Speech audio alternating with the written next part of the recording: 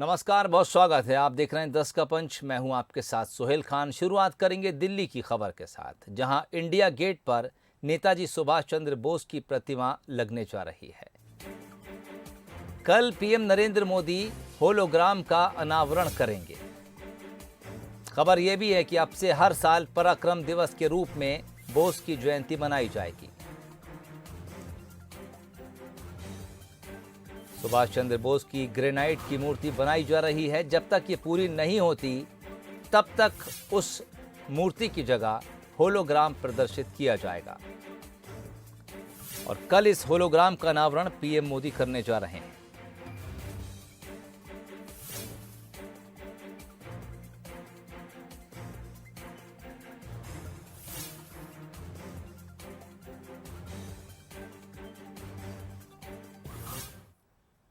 और अब बात करेंगे सीएम शिवराज सिंह चौहान की। कल सागर दौरे पर सीएम शिवराज सिंह चौहान रहेंगे।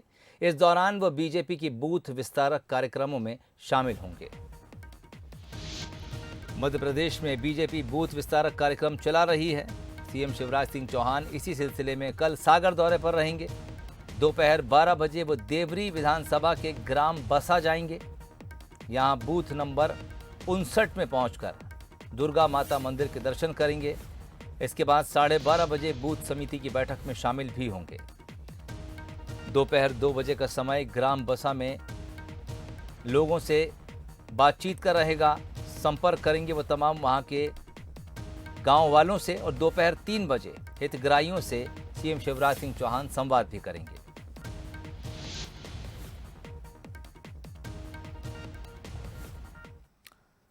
और अब रुख करेंगे छत्तीसगढ़ की तरफ, जहां इलेक्शन कमीशन की निष्पक्षता पर सीएम भूपेश बघेल ने सवाल खड़े किए हैं। सीएम ने गृह मंत्री अमित शाह के प्रचार के वीडियो पर एक ट्वीट किया है। सीएम भूपेश ने ट्वीट कर चुनाव आयोग से पूछा है, कांग्रेस के मुख्यमंत्रियों पर ही क्यों एफआईआर होती है? अमित शाह को डोर टू डोर अभियान का ब्रांड एम्बेसडर ईसी को बना देना चाहिए। आपको बता दें कि भूपेश बघेल ने जब चुनाव प्रचार की कमान संभाली थी और वो डोर टू डोर कैंपेनिंग करने गए थे, उस समय उनके ऊपर कोविड प्रोटोकॉल तोड़ने का मामला दर्ज किया गया था, एफआईआर दर्ज हुई थी। और आज गृह मंत्री अमित शाह ने यूपी में चुनाव प्रचार का आगाज़ किया है। उसके एक वीडियो को टैग करते हुए भूपेश बघेल ने इलेक्शन कमीशन पर सवाल उठाए।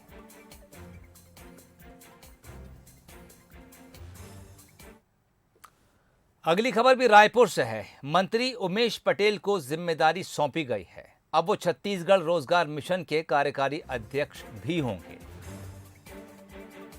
उमेश पटेल को एक और जिम्मेदारी, छत्तीसगढ़ रोजगार मिशन के कार्यकारी अध्यक्ष वो बनाए जाएंगे। सीएम ने मुख्य सचिव को तत्काल आदेश जारी करने के निर्देश दिए हैं। छत्तीसगढ़ सरकार छत्तीसगढ़ में रोजगार मिशन शुरू करने जा रही है, जिसके जरिए 15 लाख रोजगार सृजित करने का लक्ष्य रखा गया है। मुख्यमंत्री भूपेश बघेल इस योजना की शुरुआत करेंगे। मॉनिटरिंग खुद सीएम भूपेश बघेल इसकी करेंगे। प्रदेश में रोजगार को लेकर जो कुछ सवाल उठाए जाते हैं, उसका जवाब देने के लिए सरकार ये योजना ला रही है। 15 लाख रोजगार इस रोजगार मिशन के तहत सृजित करने का लक्ष्य सरकार ने रखा है।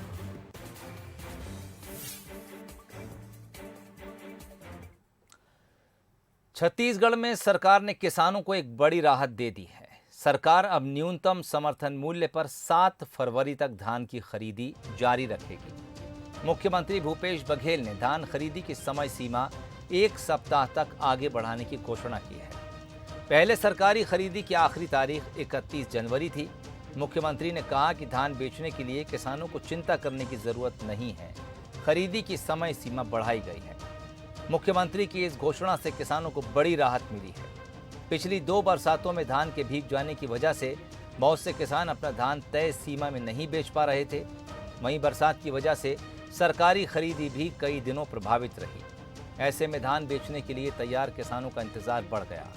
खरीदी की तारीख 1 सप्ताह आगे बढ़ाने से रुकी हुई खरीदी के दिनों का नुकसान पूरा करने की कोशिश की जाएगी। हालांकि बीजेपी की मांग है कि धान खरीदी की मियाद 1 महीना बढ़ाई जाए।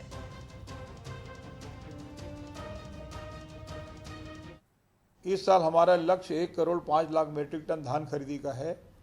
82 लाख मीट्रिक टन धान की खरीदी हो चुकी है और जैसा कि आप सभी को इस बात की जानकारी हो चुकी है कि धान खरीदी जो है वो 1 सप्ताह के लिए बढ़ा दिया गया है। ये बीच में जो असमय वर्षा के कारण कठिनाई उत्पन्न हुई थी, उसके कारण ये तिथि बढ़ी है और पूरा धान खरीदी का काम सुचारू रूप से संपन्न हो रहा है। कहीं कोई कठिनाई की ऐसी शिकायत प्राप्त नहीं हुई है। धान खरीदी का काम निर्बाध रूप से चल रहा है। बारिश के कारण जो है कुछ व्यवधान उत्पन्न हुआ था, जिससे जिनका टोकन कटा था लोग नहीं बेच पाए थे। उनकी चिंता थी, माननीय मुख्यमंत्री जी ने उसको ध्यान में रखते हुए 1 सप्ताह धान खरीदी का जो निर्धारित तिथि था उसमें वृद्धि की। कम से कम फरवरी महीने तक के 1 महीने का धान खरीदी का करना चाहिए, क्योंकि अभी ये आज इस बात की घोषणा कर रहे हैं और 7 दिन के अंदर में जो है टोकन बांटेंगे, धान कब बेचेगा।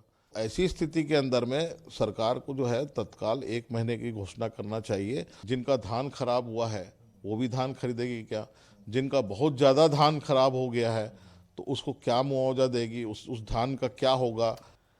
और अब बात करेंगे कोरोना की, बात करेंगे मध्य प्रदेश की। इस वक्त कोरोना के जो आंकड़े हैं वो मध्य प्रदेश में ये बता रहे हैं कि कोरोना अनकंट्रोल जैसी स्थिति में है। पिछले 24 घंटे के लिए मध्य प्रदेश में आंकड़े जारी कर दिए गए हैं। 11,274 नए केस 24 घंटे के भीतर, 5 लोगों की मौत। राजधानी भोपाल में अकेले 2,107 मरीज और इंदौर में 3,169 नए संक्रमित मरीज। ग्वालियर में आंकड़ा 586 है। इसके अलावा जो अति प्रभावित जिले हैं उनमें जबलपुर, विदिशा, सागर। प्रदेश में कोरोना के एक्टिव केस 61,000 के पार हो गए हैं।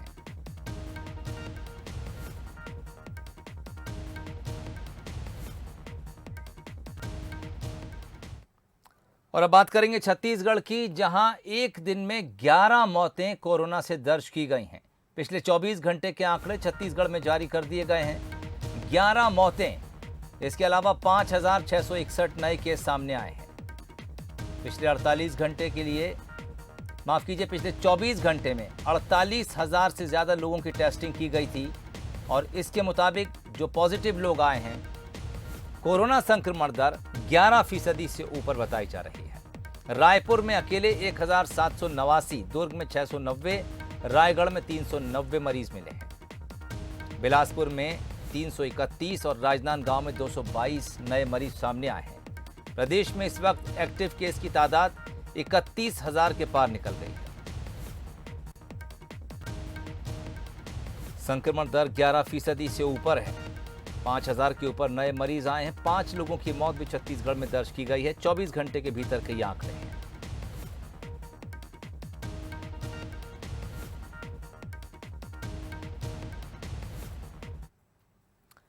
कोरोना से जंग में वैक्सीन ही सबसे बड़ा हथियार है, लेकिन छत्तीसगढ़ में अभी भी लाखों लोगों ने वैक्सीन का पहला डोज भी नहीं लिया है और इसी वजह से कोरोना की तीसरी लहर खतरनाक साबित हो रही है। प्रशासन 100% वैक्सीनेशन का दावा कर रहा है, वहीं विपक्ष इसके लिए सरकार को जिम्मेदार ठहरा रहा है।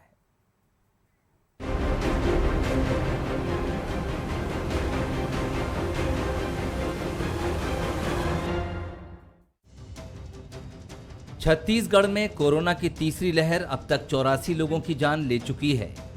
मरने वालों में उन लोगों की संख्या ज्यादा है जिन्होंने वैक्सीन का एक डोज भी नहीं लिया। 51 लोग ऐसे थे जिन्हें वैक्सीन नहीं लगा और 7 को सिर्फ एक ही डोज लगा था। यही वजह है कि वो कोरोना से जंग हार गए। बात करें बिलासपुर की तो यहाँ 14,10,000 लोगों को वैक्सीन लगाने का लक्ष्य रखा गया, लेकिन 13 लाख लोगों को ही वैक्सीन का पहला और दूसरा डोज लगा, यानी 1 लाख से ज्यादा लोग बिना वैक्सीन के ही घूम रहे हैं। ऐसे लोगों से बात की तो वैक्सीन न लगवाने के लिए उनका तर्क कुछ इस तरह का है। वैक्सीन में मैं सोच रहा था बाहर से जो आता, जो स्पुतनिक 6 आने वाली थी, स्पुतनिक 5 या 6 रशिया की, या जॉनसन की अमेरिका की, मैं उसको लगवाना चाहता था। कुछ लोगों ने बोला कि ये वैक्सीन से उतना कोई प्रभावित नहीं है, इससे कोई ज़्यादा असर नहीं होता, तो मैं उसको लगवाने के लिए वेट करता रहा, लेकिन वो अभी तक नहीं आई है। मार्केट में मैंने पता किया, इसलिए मैंने कोई भी वैक्सीन नहीं लगवाया। हालांकि स्वास्थ्य विभाग डोर टू डोर सर्वे और फोन कॉल के जरिए लोगों को प्रेरित कर रहा है, लेकिन इसके नतीजे दिखाई नहीं दे रहे हैं। वहीं बीजेपी इसके लिए सरकार की लापरवाही और वैक्सीन को लेकर फैलाई अफवाहों को जिम्मेदार ठहरा रही है। अभी टोटल तो 14,39,646 लोगों को डोज लगाना लग गया है और अभी 1,22,000 करीब हमारे बचे हुए हैं।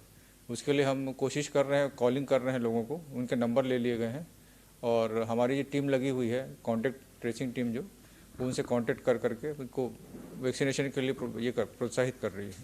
मर्जी है, बोले ऐसा बुखार फीवर आता है, ये आता है और भी बीमारियां हो जाती है, ऐसा सोच उनकी सोच है, तो उनको कन्विंस करते हैं, मोटिवेट करते हैं कि नहीं ऐसी कोई बात नहीं है, घबराने की कोई बात नहीं, आप लगा सकते हैं। तो बहुत सारे लोग अभी तो लगाना शुरू कर दिए हैं। मेरे ख्याल से करीब कंप्लीट हो जाएगा फिर धीरे से। निश्चित रूप से छत्तीसगढ़ सरकार की विफलता है।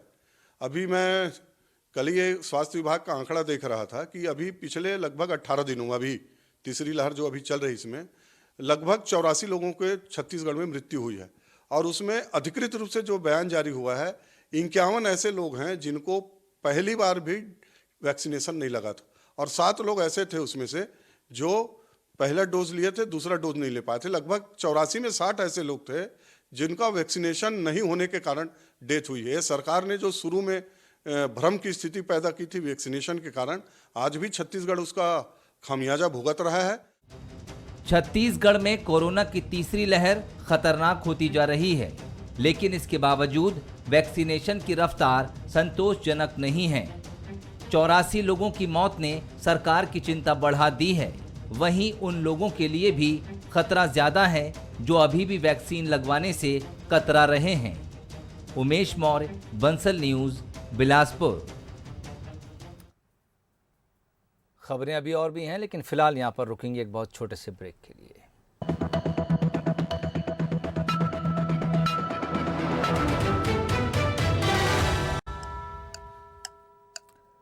ब्रेक के बाद आपका स्वागत है। खबर राजधानी भोपाल से है, जहां कल 30 इलाकों में पानी की सप्लाई नहीं होगी। यहां कोलार पाइपलाइन से 23 और 24 जनवरी को पानी सप्लाई नहीं की जा सकेगी। बताया जा रहा है कि इंटर कनेक्शन करने के लिए 24 घंटे का शटडाउन किया जाएगा।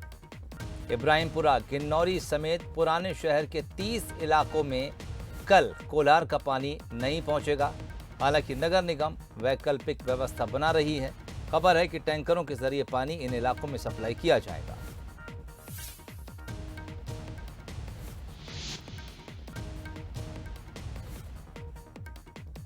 कोलार पाइपलाइन से 23 और 24 जनवरी 24 घंटे का शटडाउन रहेगा। इंटर कनेक्शन किया जा रहा है, जिसकी वजह से सप्लाई रोकी जाएगी। पुराने शहर में कई इलाकों में कल पानी नहीं आएगा।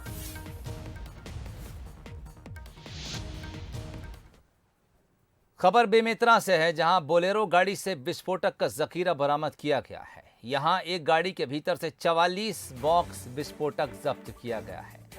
बताया जा रहा है जो विस्फोटक बरामद हुआ है उसकी कीमत करीब 10 लाख रुपए है। बेमेतरा की बेरला थाना पुलिस की ये बड़ी कार्रवाई देखने को मिली है। वाहन चालक आरोपी को पुलिस ने गिरफ्तार कर लिया है। उसके पास ऐसे कोई भी कागजात नहीं थे जिससे वो ये साबित कर सके कि विस्फोटक किसका है, कहां से कहां ले जाया जा रहा था। इसके लिए किसी के पास लाइसेंस था या नहीं था। पुलिस ने आरोपी को पकड़ लिया है, पूछताछ की जा रही है। 44 बॉक्स इस गाड़ी के भीतर विस्फोटक बरामद हुआ। कीमत उसकी तकरीबन 10 लाख रुपए बताई जा रही है।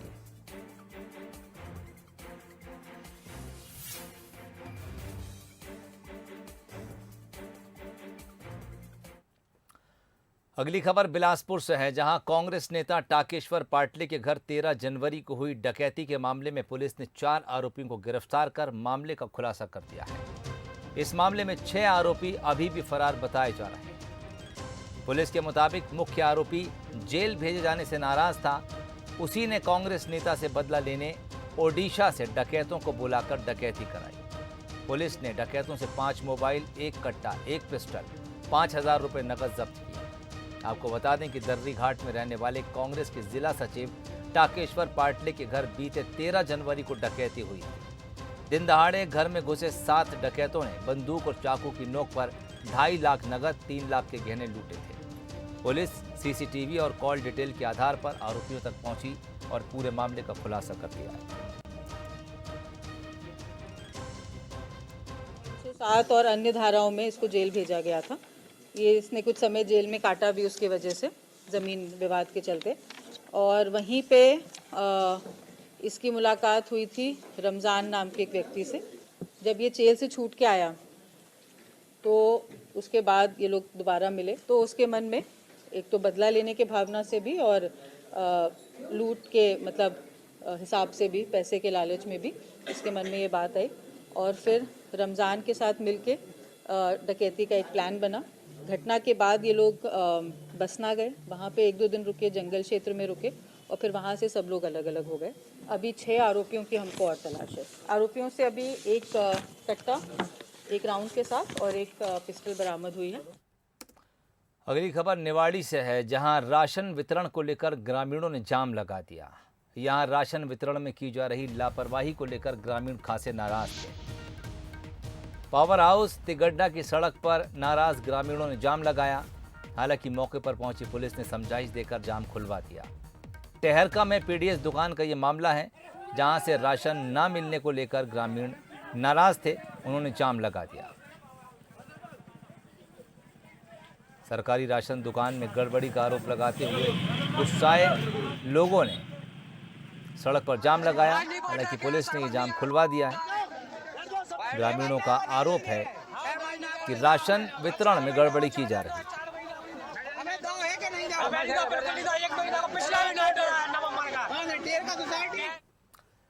चलिए बात अगली खबर की। कहते हैं शौक बड़ी चीज है, किसी को खाने का शौक होता है तो किसी को घूमने का। लेकिन बुरहानपुर के एक युवक को सिक्के और नोट इकट्ठा करने का शौक है।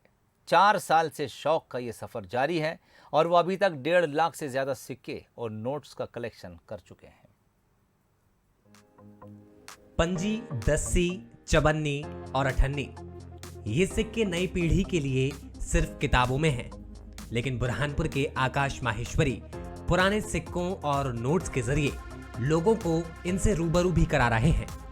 आकाश को सिक्के और नोट्स का कलेक्शन करने का शौक है और उनके कलेक्शन में अब तक 1.5 लाख से ज्यादा प्राचीन मुगलकालीन, रियासतकालीन, ब्रिटिशकालीन सिक्के मौजूद हैं। इसके अलावा आकाश माहेश्वरी के पास कलेक्शन में देश में अब तक जारी हुए 1 से लेकर 2000 तक के नोट्स भी मौजूद हैं। साथ ही खास नंबर वाले और गलत प्रिंट वाले नोट्स और सिक्के भी उनके पास मौजूद हैं। जहाँ तक मैंने जो कॉइन्स इकट्ठे किए हैं वो मुग़ल टाइम के हैं, जैसे उसमें कुशान के कॉइन है, औरंगजेब के कॉइन है, डब्बू पैसा जो आते हैं। उसके बाद फिर आते हैं विक्टोरिया कॉइन्स, जो एडवर्ड कॉइन जो 1 क्वार्टर आना है, हाफ रुपी है वगैरह, वो कॉपर में लिए है। उसके बाद मुझे सबसे ज़्यादा शौक है कॉमोडिटी कॉइन इकट्ठा करने का। जैसे 1 रुपये, 2 रुपये, 5 रुपये जो होते हैं वो कॉमोडिटी, उस पर पीछे लोगो रहता है अलग अलग, वो मुझे बहुत ज़्यादा शौकीन है उस चीज़ का। उसके बाद आते हैं फिर फैंसी नंबर नोट, जैसे 111, ऑल 1, ऑल 00, तो वो सब मुझे बहुत अच्छा लगता है कलेक्शन करना। उसके बाद फिर आप देखा जाए तो मिस प्रिंट नोट जो आते हैं, जो आगे पीछे छपते हैं, ये सब मुझे कलेक्शन करना काफ़ी अच्छा लगता है। आकाश को ये शौक विरासत से मिला है। पहले दादा और फिर पिता को सिक्के और नोट इकट्ठा करने का शौक था। आकाश देश में आयोजित होने वाली कॉइन कलेक्शन सोसाइटी की प्रदर्शनी में भाग ले चुके हैं। उन्हें विदेशी करेंसी इकट्ठा करने का भी शौक है। उनके कलेक्शन में 30 देशों की करेंसी भी मौजूद है।